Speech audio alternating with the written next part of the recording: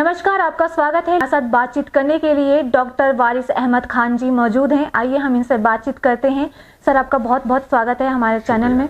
Sir, सबसे पहले आप हमें बताइए कि आपका शिक्षा स्टार्ट कहाँ से हुआ और आपका क्या क्या फील्ड रहा। देखिए, मैं औरंगाबाद बिहार में एक जगह है वहाँ पैदा हुआ और हाई स्कूल तक मैंने वहीं पे पढ़ाई की। उसके बाद मैं अपने मामा के घर चला गया गाज़ीपुर, और इंटरमीडिएट और ग्रेजुएशन ये दोनों गाज़ीपुर से किया। पढ़ने का जुनून था हमारे अंदर, और मेरा ये मानना है कि अगर किसी चीज़ का जुनून है आपके अंदर और आपके अंदर सिंसियरिटी है और कंसिस्टेंसी है और डेडिकेशन है, तो आप अपने जो एम्बिशन है उसको हासिल कर सकते हैं। लोग फिल्म में हीरो बनने के लिए भागते हैं, मैं पढ़ने के लिए घर से भाग गया था। बिना पैसा लिए, कोई पैसा मेरे पास नहीं था। मैं सीधे दिल्ली आया और दिल्ली आके जवाहरलाल नेहरू यूनिवर्सिटी में मुझे पढ़ने का शौक़ था। मैंने टेस्ट की तैयारी की, जो इंट्रेंस टेस्ट होता है जेएनयू में एडमिशन लेने के लिए इंट्रेंस टेस्ट देना पड़ता है, तो उसकी तैयारी हमने की और उसमें मेरा नाम आ गया, सिलेक्शन हुआ मेरा, और मैंने एमए अपना यहाँ से कंप्लीट किया। फिर घर वालों ने जब हमारे देखा, मेरे फादर ने, मेरी मदर ने, कि लड़का अब पढ़ रहा है, तरक्की कर रहा है और इसका एडमिशन भी हो गया, तो फिर बाकायदा तौर पर पैसा वो लोग भेज देने लगे। यहाँ से मैंने एमए करने के बाद थिएटर में एमफिल किया और इंडियन सिनेमा पे पीएचडी किया जवाहरलाल नेहरू यूनिवर्सिटी से। जी। तो सर, ये भी बता दीजिए हमको कि कह रहे जो जेएनयू है उसका शिक्षा के क्षेत्र में कैसा माहौल था आपके समय में। मैं समझता हूँ कि हिंदुस्तान में सबसे ज़्यादा जो ऊंचा स्टैंडर्ड शिक्षा की फील्ड में है वो जेएनयू का रहा है। अब थोड़ा सा कम हुआ है क्योंकि डिस्टर्बेंस बहुत वहाँ पे हुई है, लेकिन उससे ज़्यादा एक्सेलेंस जिसको कहते हैं, एजुकेशनल एक्सेलेंस, वो किसी यूनिवर्सिटी में नहीं है। सबसे ज़्यादा जो हाई स्टैंडर्ड की यूनिवर्सिटी है हिंदुस्तान में वो जेएनयू है, जहाँ पे पूरी दुनिया से छात्र पढ़ने आते हैं। अच्छा, साथ में ये भी बता दीजिए आपने किस किस ऑर्गेनाइजेशन में काम किया है और आपका क्या रिजल्ट। मैं पहले आपको ये बता दूं कि चूँकि मेरे पास तजर्बा है, मैं वहाँ रहा हूँ जेएनयू में, कम से कम 8 साल तक रहा हूँ। 2 साल 8 तो नहीं, 7 साल रहा हूँ। 2 साल एमए और 5 साल एमफिल और पीएचडी में। माहौल इतना अच्छा हुआ करता था वहाँ का, यानी जिसको कहते हैं कि बिल्कुल पीसफुल इन्वायरमेंट। ज़रा सा कहीं पर कोई वायलेंस का तो नाम ही नहीं था। कोई किसी को एक थप्पड़ मार दे ऐसा कभी वहाँ नहीं सुना जाता था। हेल्दी रिलेशनशिप होते थे स्टूडेंट्स के बीच में, आपस में डिस्कस किया करते थे लोग एक दूसरे के साथ, और शेयर करते थे अपनी अपनी बातें भी और शिक्षा से रिलेटेड भी बातें। वहाँ का ये माहौल होता था कि सारा दिन वहाँ के जो स्टूडेंट्स थे वो लाइब्रेरी में पढ़ा करते थे। शाम को थोड़ा सा मस्ती के लिए इधर उधर निकलते थे, लेकिन माहौल बहुत पुरसुकून था। अच्छा सर, आपने ये भी बता दीजिए कि जो आपने किस किस ऑर्गेनाइजेशन में और हाँ, आपने अभी हमसे पूछा, सॉरी मैंने आपकी बात काटी थी।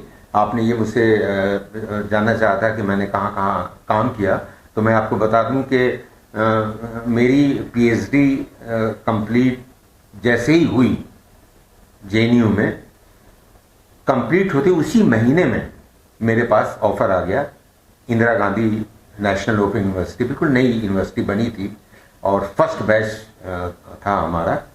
वहाँ हमने अप्लाई किया था और हमारा सिलेक्शन हो गया, क्योंकि हमने जेएनयू में एमए, एमफिल, पीएचडी के अलावा advance diploma in mass communication भी किया था।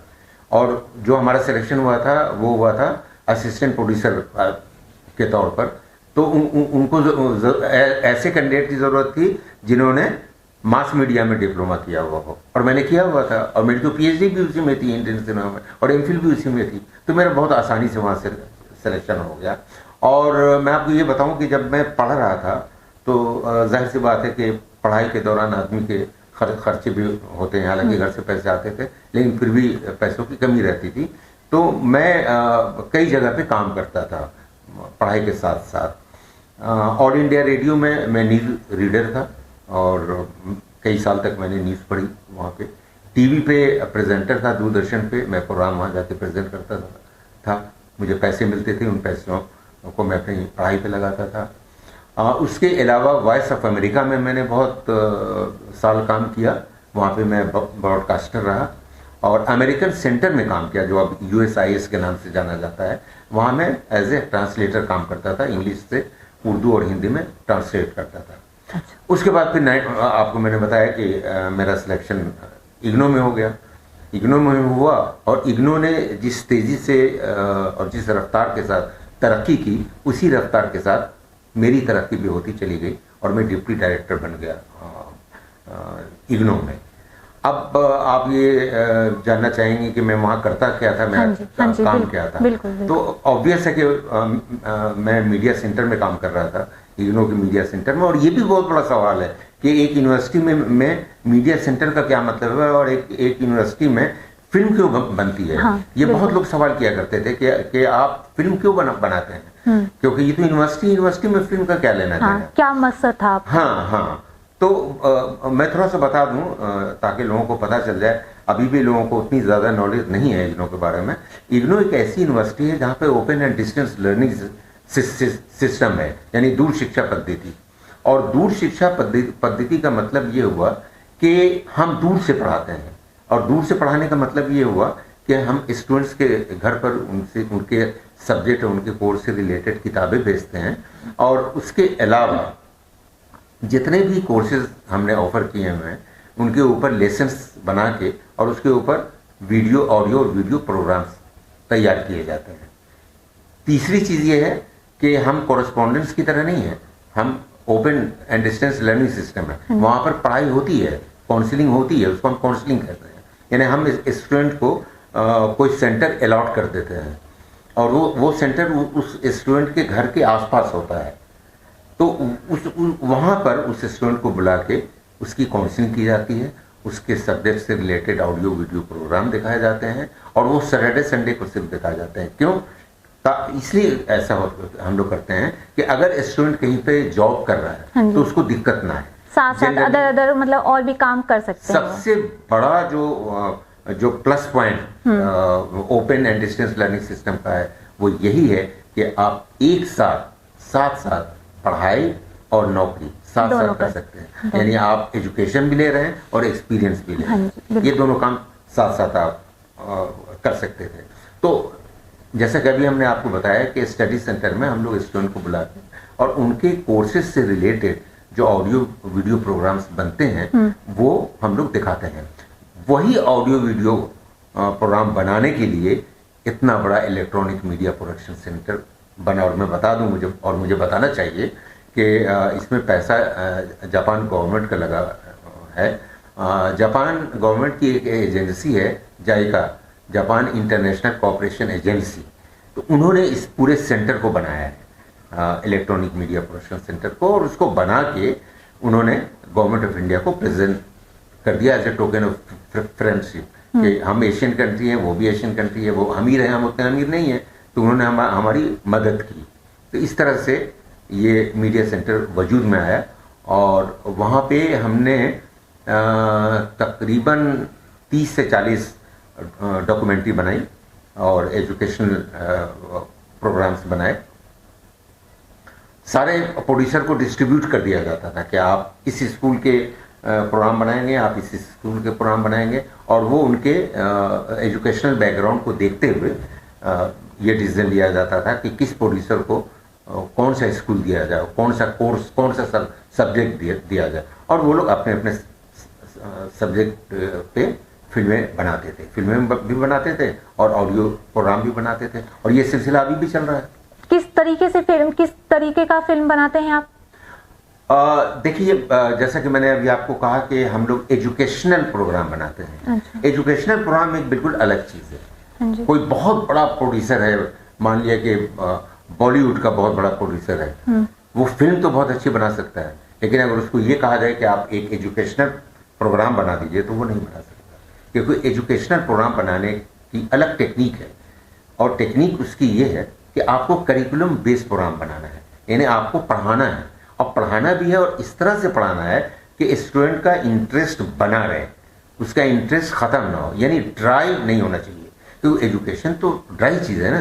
आप अगर एजुकेशन पे एक आदमी को बैठाल दीजिएगा, वो सिर्फ लेक्चर देता रहेगा, तो जो व्यूअर है वो बोर हो जाएगा, वो बंद कर देगा टीवी, या जो भी जिस चीज़ पर भी वो देख रहा है। तो इसलिए हम लोग करते ही हैं, एजुकेशनल प्रोग्राम का जो ये है कि एजुकेट, इन्फॉर्म एंड इंटरटेन, एक प्रोग्राम जो इन्फॉर्म करता है, एजुकेट करता है और इंटरटेन करता है, तीनों काम जो कर रहा है उसको हम एजुकेशनल प्रोग्राम कहते हैं। यानी ये कि जो हमें पढ़ाना है वो पढ़ाना है, और जो बातें बतानी है वो बातें बतानी है उस लेसन से रिलेटेड, और इंटरेस्ट पैदा करने के लिए हम लोग तरह तरह के प्लेट्स और ग्राफिक्स और विजुअल्स, ये सब हम इस्तेमाल करते हैं ताकि उस प्रोग्राम के अंदर दिलचस्पी स्टूडेंट्स की और व्यूवर्स की बनी रहे, और वो एक इंटरटेनमेंट का मसाला भी उसके अंदर आ जाए। तो इस तरह से वो एजुकेशनल प्रोग्राम जो होता है वो मज़ेदार भी होता है, तो अच्छा लगता है देखने में कि आप पढ़ भी रहे हैं अपने सब्जेक्ट के बारे में, अपने उस लेसन के बारे में आपको जानकारी भी हो रही है, और आपको देखने में भी मज़ा आ रहा है उस प्रोग्राम को। साथ में आप ये भी बता दीजिए कि जो आप फिल्म बनाते हैं, इसकी रुचि पहले से ही थी या फिर प्रशिक्षण मिलने के बाद मिली है? फिल्म तो देखिए, इग्नो अब मैं नहीं जाता हूँ, अब इग्नो में जो मेरा जो पीरियड था वो ख़त्म हो गया है, तो उसके बाद हमने चूँकि मेरी पीएचडी थी, जैसा कि मैंने आपको बताया, वो इंडियन सिनेमा पर थी, तो हमने सीखा था और रिसर्च किया था फिल्म प्रोडक्शन के ऊपर कि फिल्म कैसे बनाई जाती है। तो उसका इस्तेमाल इग्नो में नहीं हो सका, क्योंकि वहाँ पर फिल्म नहीं बनती, वहाँ पर एजुकेशनल प्रोग्राम बनता है या डॉक्यूमेंट्रीज बनती हैं। डॉक्यूमेंट्री क्या होती है ये मैं बाद में बताऊँगा, लेकिन मेरा जो इंटरेस्ट था वो था फिल्म बनाने का। तो जब वहाँ से मैं हटा इग्नो से, तो हटने से पहले ही 2 साल पहले ही मैंने अपना स्टूडियो तैयार कर लिया था, और मेरा सीधा सा मकसद था कि मैं यहाँ से निकलते ही अपना स्टूडियो तैयार पहले से करके रखूँगा और मैं फिल्में बनाऊँगा। और जैसे ही मैं इग्नो से हटा, मैंने फिल्में बनाना शुरू कर दिया। मेरा जो मेन इंटरेस्ट है, और मैं ये कहूँ कि मेरे अंदर जो एबिलिटी है वो भी फिल्म मेकिंग की ही है। मैं बेस्ट जो कर सकता हूँ वो यही कर सकता हूँ कि मैं अच्छी से अच्छी फिल्म बनाऊँ, और मैं अच्छी से अच्छी फिल्म बना रहा हूँ। राइटर मैं खुद हूँ, मेरी कई किताबें भी हैं मार्केट में। कौन सी किताबें हैं सर? शाम कब ढलेगी और जाग शहर आई है, ये 2 किताबें मेरी हैं मार्केट में, कॉलेज में पढ़ाई भी जाती हैं, और ये दोनों किताबें रेडियो प्लेस के कलेक्शंस हैं। वो रेडियो प्लेस जिनके ऊपर जो ब्रॉडकास्ट हो चुके हैं ऑलरेडी ऑल इंडिया रेडियो से, उन प्लेस के कलेक्शन से ये दोनों किताबें। मैंने तकरीबन 40 से 50 रेडियो प्लेस लिखे हैं, और उन सब पे रेडियो प्लेस बने हैं, तैयार हुए हैं। सर कितना टाइम हो गया है आपको फिल्म बनाने में? देखिए, फिल्म तो मैंने शुरू किया है 2 या 3 साल से शुरू किया है फिल्म बनाना। तो ये फिल्म को लेकर आपका फ्यूचर क्या है? आप फ्यूचर प्लानिंग कर रखे हैं फिल्म को लेकर या शिक्षा को लेकर, बता सकते हैं? हर आदमी अपना फ्यूचर बना के चलता है, हर आदमी के सपने होते हैं, हर आदमी के ख्वाब होते हैं, और हर आदमी का एक पॉइंट होता है कि मुझे इस पॉइंट तक जाना है। तो आपका मकसद क्या है, हमें बताएंगे? मेरा मकसद ये है कि ये सवाल सबसे ज़्यादा अच्छा मुझे लगा आपका, कि आप किस मकसद से फिल्म बनाते हैं। हाँ जी। मैं शॉर्ट फिल्म बनाता हूँ, आपको पता है, ये आधा घंटा, 1 घंटा या सवा घंटा, 1.5 घंटा। ये सबसे इम्पोर्टेंट सवाल है, और इसका जवाब ये है कि मैं समाज में सुधार के लिए फिल्म बनाता हूँ। मेरा मकसद सिर्फ ये है कि मैं अपनी हर फिल्म में कोई ना कोई संदेश देता हूँ। मैं सिर्फ ऐसी ही बेकार में कोई फिल्म सिर्फ इंटरटेनमेंट के लिए नहीं बनाता हूँ। हालांकि इंटरटेनमेंट का पार्ट उसके अंदर होता है, इंटरटेनमेंट के मटेरियल्स होते हैं, लेकिन उसमें कोई ना कोई संदेश ज़रूर होता है, कोई ना कोई सबक होता है हमारी फिल्म में, जो मैं समाज को देना चाहता हूँ। समाज में इतनी ज़्यादा बुराइयाँ फैली हुई हैं, हर ज़माने में रही हैं और इस ज़माने में भी हैं, लेकिन अभी कुछ ज़्यादा ही बुराइयाँ हैं। तो उन इश्यूज़ को मैं पिक करके उस पर स्क्रिप्ट लिखता हूँ। स्क्रिप्ट राइटर मैं खुद हूँ, मैं आपको बता चुका हूँ, और उसको प्रोड्यूस करता हूँ। डायरेक्शन खुद मेरी होती है। ये है मेरा मकसद फिल्म बनाने का। अभी मैं शॉर्ट फिल्म बना रहा हूँ। मेरा ख्वाब ये है कि एक दिन मैं फुल लेंथ फिल्म बनाऊँ। चलिए, बढ़िया है, अच्छी बात है। और साथ में ये भी बताना है, आपको बताइए कि आप बताइए कि जो ये फिल्में हैं, इससे लोगों को क्या बेनिफिट मिलेगी? देखिए, फिल्म एक ऐसा मीडियम है जो डायरेक्ट व्यूअर से जुड़ा हुआ है, और सबसे ज़्यादा इम्पैक्ट अगर किसी मीडियम का व्यूअर्स के ऊपर पड़ता है तो वो फिल्म है। क्योंकि फिल्म में सिर्फ यही नहीं है कि आप अपनी बात या अपना मैसेज लोगों तक पहुंचाते हैं। फिल्म के अंदर इंटरटेनमेंट के बहुत सारे मसाले होते हैं। डांस होता है, गाना होता है, उसके अंदर मारपीट भी होती है। तो वो तमाम चीज़ें मिलके फिल्म का जो इम्पैक्ट है व्यूअर्स के ऊपर, वो दूसरे मीडियम के मुकाबले में ज़्यादा होता है। लोग नकल करना चाहते हैं कि जो फिल्म वो देखते हैं, वो बाहर आने के बाद फिर उसकी नकल करते हैं, अपनी ज़िंदगी में उसको उतारने की कोशिश करते हैं। तो अगर फिल्म में हम ये दिखाएंगे कि एक विलन का बहुत बुरा अंजाम हुआ, तो अगर कोई बुरा इंसान है जो वो बुराई कर रहा है, तो वो उससे दूर होने की कोशिश करेगा। मिसाल के तौर पर अभी मेरी फिल्म की शूटिंग होने वाली है जिसका टाइटल है जहर। वो फिल्म ड्रग एडिक्शन के ऊपर है। तो ड्रग एक ऐसे इंसान की कहानी है वो, कि जो बुरी कंपनी में पढ़ने के बाद स्कूल में और फिर आगे कॉलेज में वो ड्रग लेना शुरू करता है। वो लोग फोर्स करते हैं, फिर धीरे धीरे उसको आदत पड़ जाती है।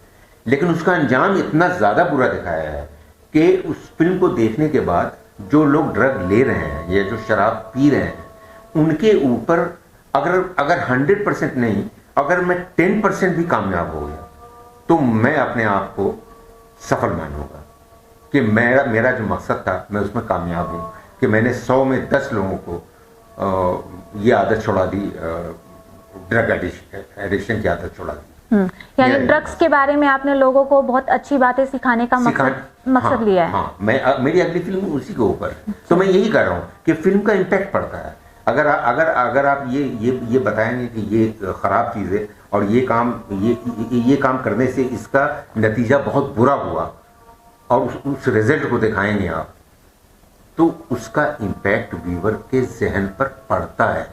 वो इस तरह तो फिल्मों में एड में भी दिखाया जाता है और फिल्मों में भी दिखाया जाता है कि शराब हानिकारक है, धूम्रपान करना जरूरी हानिकारक होता है हमारे लिए। तो वो फिर भी ये सब देखने के, समझने के बाद भी वो सब करे, तो इस पर आप क्या कहेंगे? नहीं बात बनती उससे, एडवर्टीजमेंट से नहीं होता कि आप सिर्फ आपने कहीं पोस्टर लगा हुआ देख लिया कि धूम्रपान, हर सिगरेट के डब्बे के ऊपर होता है कि धूम्रपान करना, फिर भी लोग करते हैं। लेकिन जो आदमी सिगरेट पीता है वो डब्बा खरीदता है जिस पे लिखा हुआ है और वो सिगरेट पीता है, उससे बात नहीं बनती।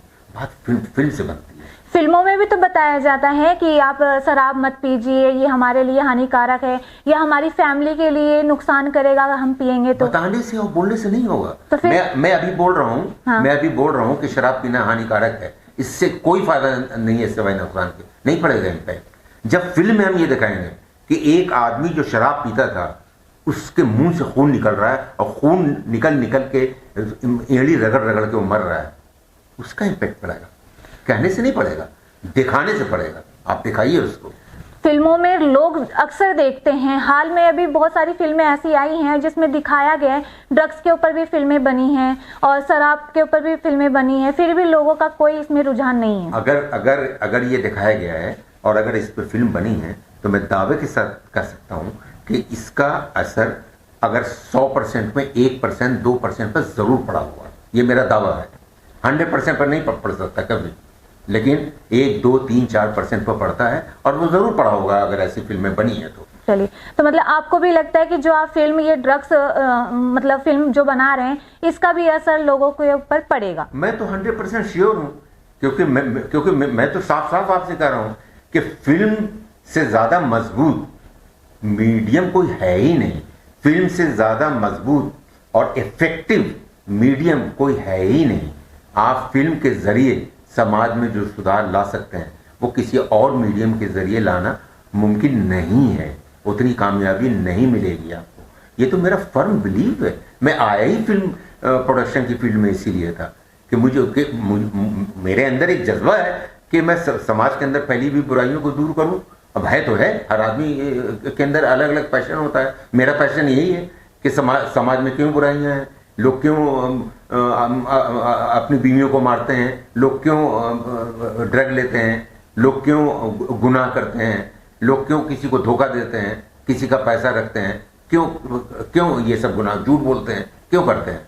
तो इसको मैं कोई देखिए पैगंबर तो हूं नहीं कि मैं पूरी दुनिया से बुराई को खत्म कर दूं, लेकिन मैं आपसे ये कह रहा हूं कि अगर मैं 1% भी कामयाब हो पाया तो मैं इसे अपनी कामयाबी मानूंगा। और मैं और जब कभी मेरी मौत आएगी तो मैं आसानी से मर सकूंगा कि मैं जिस मकसद से पैदा हुआ था और जो मेरा मकसद था मैंने उसमें 1% कामयाबी हासिल कर ली है। तो दोस्तों, वारिस जी की अगली फिल्म का नाम है जहर, जो कि नशे के ऊपर बन रही है और आप सभी बहुत जल्द देख पाएंगे अबान फिल्म पर। ये बहुत जल्दी रिलीज होने वाली है, तो देखते रहिए हमारे साथ